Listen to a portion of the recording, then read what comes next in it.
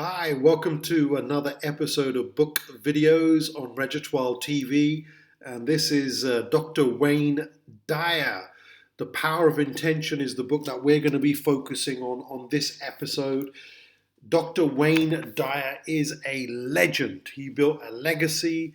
For those of you who don't know, this particular book, The Power of Intention, was published back in 2004, but Dr. Wayne Dyer unfortunately passed away in 2015, August of that year. I grew up with his books. He's published over and authored over 50 books. Imagine 50 books. That would be a dream for me one day. And I'm sure for those of you listening, for those of you who want to publish your books, imagine 50 books. Wow. Married, 8 children, books around personal development, spirituality, how to work on your family values, unity, harmony, the universe, the world, the mindset, consciousness. All of these are types of books that he's put together. So for today, we're going to focus on this particular book where he talks about the power of intention, learning to co-create your world your way. Now, what I like about this book is after he published so many other books and with his wisdom and experience, he eventually got to this one in 2004. And it's really packed with his life's work about his philosophies and things that he came across in his lifetime. And I'm going to share just a few bits from each or some of the chapters, and hopefully I can leave you with 1 or 2 ideas that could help you and your family, or even in a business context, help your family business. Don't forget to subscribe, leave your comments as well. You know, when it comes to the power of intention and using the word intention, what does that mean to you? Give me your comments. What does that mean to you, the power of intention? And he talks about in here how you came to experience yourself as disconnected from intention. That's very deep, just to start off with that statement. If there's an omnipresent power of intention that's not only within me, but in everything and everyone, then we're connected by this all-pervading source to everything and everyone, and to what we'd like to be, what we'd like to share, what we want to achieve, and to everything in the universe that will assist us.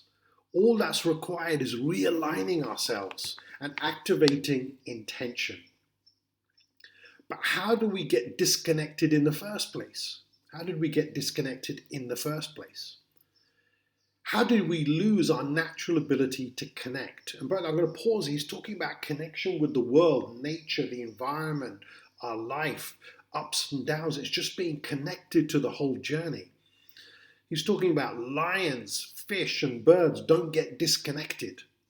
The animal, vegetable, and mineral worlds are also and always connected to their source. They don't question their intention. We humans, however, with our capability of higher brain functions, have something referred to as ego. Okay, I'm trying to get my E in there. Okay, ego, which is an idea that we construct about who and what we are. Yeah, does a lion have an ego? Does a fish have an ego? Does a bird have an ego? It's a good question when it comes to nature and animals. Ego is made of 6 primary ingredients that account for how we experience ourselves as disconnected. By allowing ego to determine your life path, you deactivate the power of intention. Yeah, please get this bit. This is powerful. By allowing ego to determine your life path, you deactivate the power of intention. And what he talks about in the book is that intention is all about the source. It's already there. Everything is already available to you, rather than this ego that keeps getting in the way. So briefly, here are 6 ego beliefs. And Dr. Wayne Dyer says, and I've written more extensively about them in several of his previous books, and most notably a best-selling book called The Sacred Self. And maybe in one of the future book videos, I get a chance to do a quick review and summary on that book. So number 1, he says, these are to do with 6 ego beliefs. Number 1, I am what I have. My possessions define me. How about yourself? As you think about that, I am what I have. My possessions define. Do your possessions define you as a person? Because that's what the ego is doing there. Number two, I am what I do. My achievements define me. Do your achievements define who you really are? Is that just an ego thing? Number three, I was going to say something else, but I'm pausing there, hopefully getting you to think about this. Number three, I am what others think of me. My reputation defines me. How many times do we get obsessed and attached to possessions, achievements, reputation? Number four, I am separate from everyone. My body defines me alone. Number five, I am separate from all that is missing in my life. My life space is disconnected from my desires. And lastly, number six, I am separate from God. My life depends on God's assessment of my worthiness. And that's a deep one. I'm definitely not going to get into a religious conversation here. But out of those six, when it comes to your six ego beliefs, which one would be the highest for you? Maybe you can drop it in the comments. Give me your feedback. I'll repeat them. I am what I have. It's about your possessions defining you. Number two, I am what I do. My achievements define me. Number three, I am what others think of me. My reputation defines me. Four, I am separate from everyone. My body defines me alone. Five, I am separate from all that is missing in my life. My life space is disconnected from my desires. And six, I am separate from God. My life depends on God's assessment of my worthiness. Wow. Some real powerful start in the book as he talks about these things. And as I go from here, I want to talk a little bit about 4 steps to intention. So it says activating your power of intention is a process of connecting with your natural self and letting go of total ego identification. Wow. I'm assuming that's not easy. Activating your power of intention is a process of connecting with your natural self, who you really are, your source, and letting go of total ego identification, your ego ID. Maybe we can do an entire video on that in the future, getting rid of your ego ID. Forget your passport, forget your local authority card. This is an ego ID that could be getting in the way of everything that we're trying to achieve. So he talks about 4 stages. Number 1, discipline is the first stage. Learning a new task requires training your body to perform as your thoughts desire. 2, wisdom is the second stage. Wisdom combined with discipline fosters your ability to focus and be patient as you harmonize your thoughts, your intellect, and your feelings with the work of your body. 3, love is a third stage. After disciplining the body with wisdom and intellectually studying a task, your process of mastery involves loving what you do and doing what you love. Loving what you do and doing what you love. And 4, surrender. Surrender is the 4th stage. This is the place of intention. So he talks about this is where your body and your mind aren't running the show and you move into intent. In the universe, there's an immeasurable force which shamans call intent. And absolutely everything that exists in the entire cosmos is attached to the intent by connecting the link. So this is very deep, and this is all about what he calls surrender. So very quickly, 4 things there to start the steps of getting into what your real power of intention is discipline, wisdom, love, and surrender. Okay, so some really, really cool things there. I'm going to skip a little bit more, further deeper into the book, sort of halfway through, a couple of things that I highlighted from the first time I read the book and reread it again just for this book video. He talks about your inner speech, match or no match. So to unleash the power of this intention, thinking about what's missing in your life is really could work against you or for you depending on your mindset. So to match up with intention, you first have to catch yourself in the moment you're thinking what's missing for you. Then shift to intention.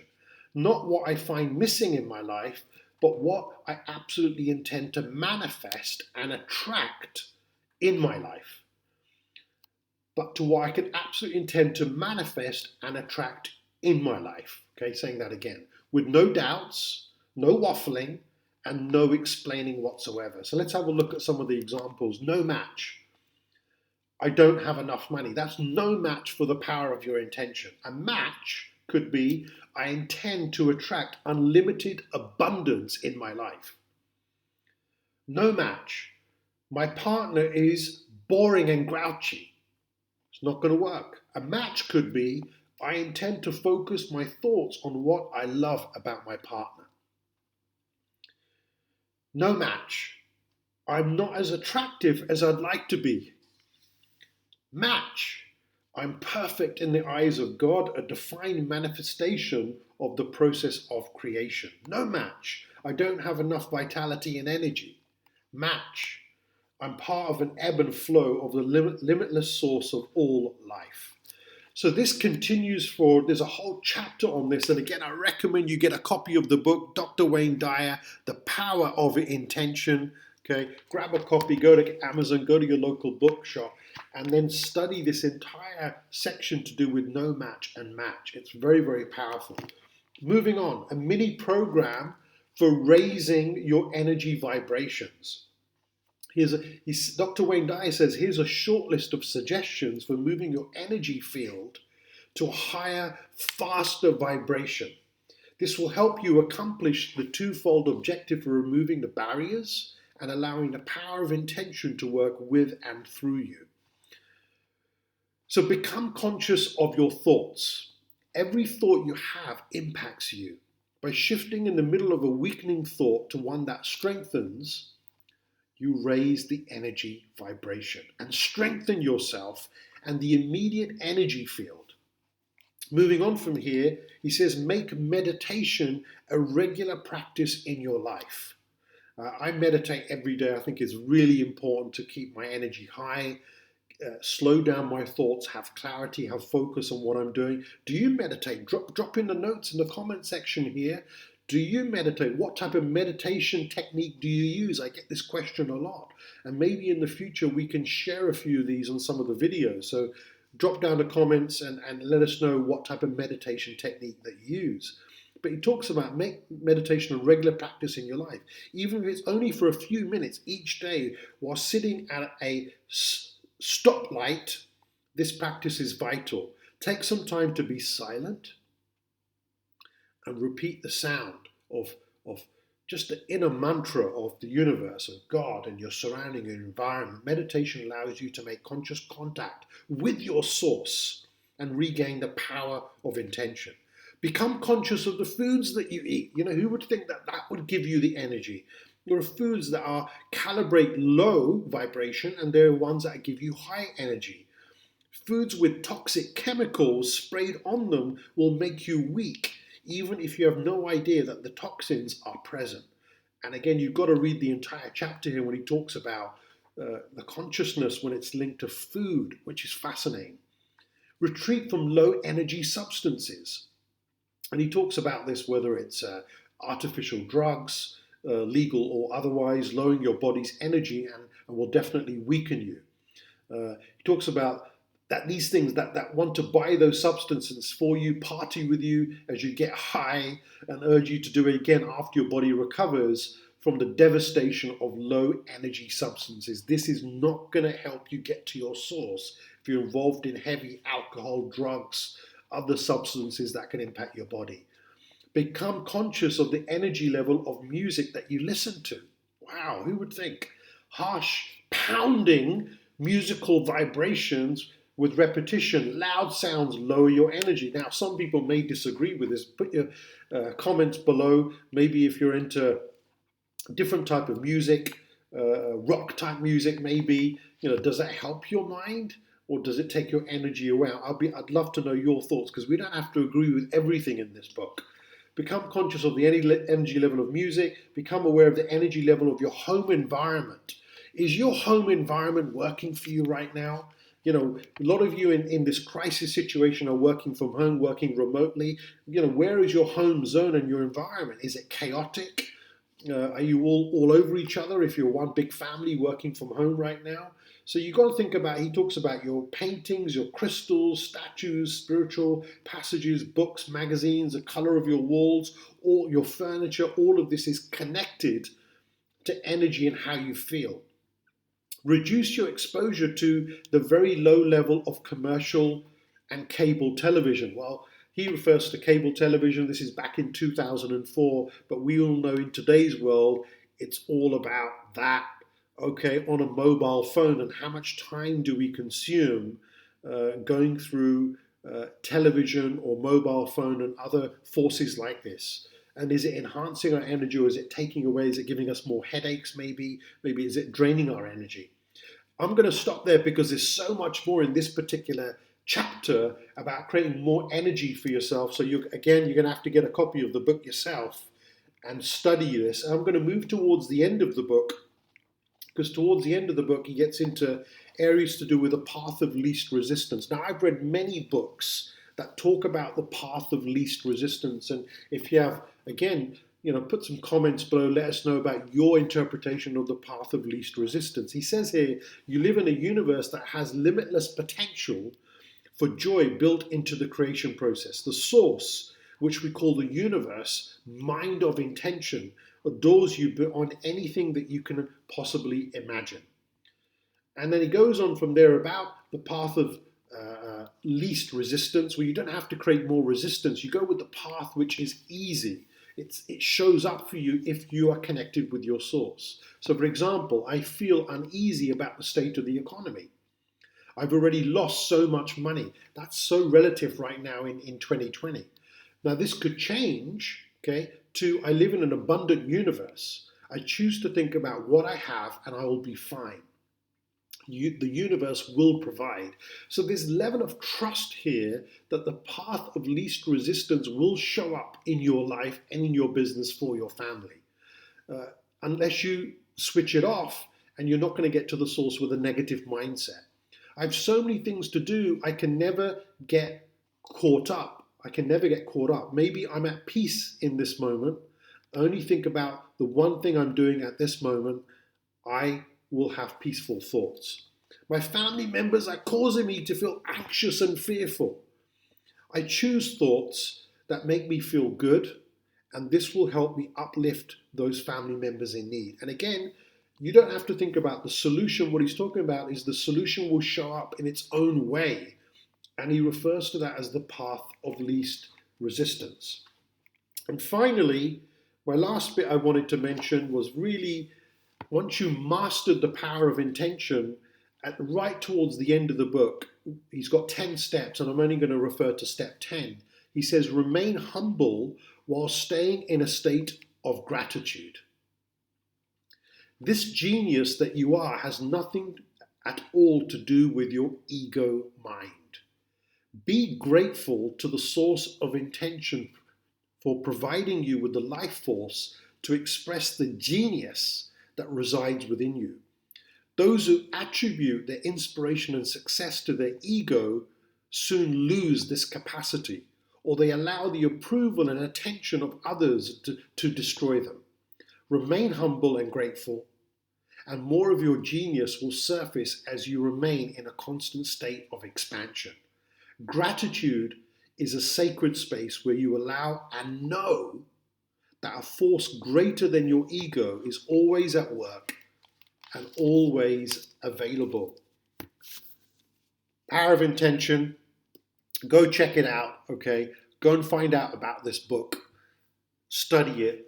It's relevant with what's going on around the world right now. Don't forget to subscribe, hit the like button, share, leave your comments, come back for more. And really, I'm doing this to inspire as many families as I can with books that I bought many, many years ago, reread, studied, used them in my life. And that's what I'm trying to do, to inspire you. But at the same time, by also promoting great authors and their books, I don't get anything for this, apart from giving wisdom, inspiring people. But go and buy the book yourself and study it, and come back and see me again on the channel and watch the other videos, please. Thanks for watching. See you soon.